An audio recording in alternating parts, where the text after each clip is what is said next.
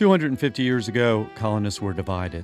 Very few issues or institutions united them. Slavery, social and economic disparities, political disputes, even the issue of self-governance drove deep wedges. However, culturally, there was one element that united the 13 colonies, and that was music.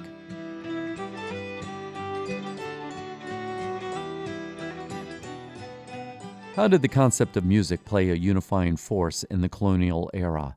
Joshua LaHoure, author of the book Virginians Will Dance or Die, says it was music that helped create a sense of connectivity, especially in Virginia, a colony that was largely rural, with plantations and farms outlying around the Williamsburg capital.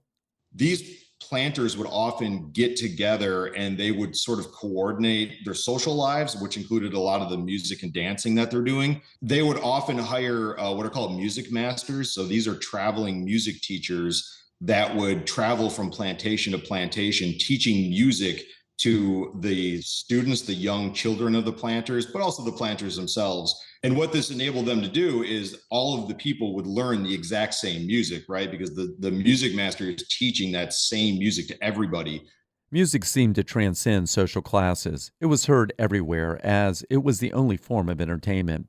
However, according to Joshua LaHoure, the music that was heard and played was often a reflection of social standing. There are certain types of music that are being brought over from Europe that are going to be only accessible to the people at the very top of the society, the people that we call the genteel. They are going to be listening to that music and they're going to be learning how to play that on instruments because that makes them genteel and classy to know that music and be able to copy that music and play it for their peers.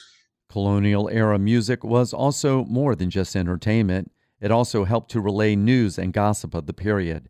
Susan Lawler, who performs with the Itinerant Band, a group dedicated to music of the colonial era, says key events occurring in the colonies were told through song. It was how news was passed around a lot of the time. The Boston Tea Party, within a month after that, there were songs being sung about it.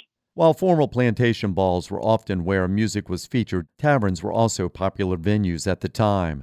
Joshua LaHoure says owners kept musical instruments handy, and the fiddle was the most popular. Most tavern owners would actually keep an instrument or two behind the bar because they want music to be played at any given time. And typically the fiddle is the number one thing that people are going to be playing.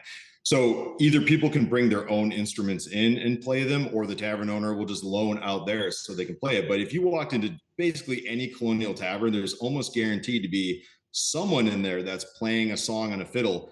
As the colonists inched ever closer to revolution, the music began to change. Susan Lawler says that there were songs for battle and almost exclusively by American composers. In the armies, they would use music, as marching songs. And then there were hymns that were written. As we geared up into the revolution and after the Declaration of Independence, I guess was an effort to patronize or at least find our homegrown composers, which we had by that time. Today, 250 years later, as we look back on the beginnings of revolutionary zeal in the colonies, one unifying force stands out: music. It continues to draw us in and connects us to the spirit of life in colonial Virginia. For WHRO News, I'm Barry Graham.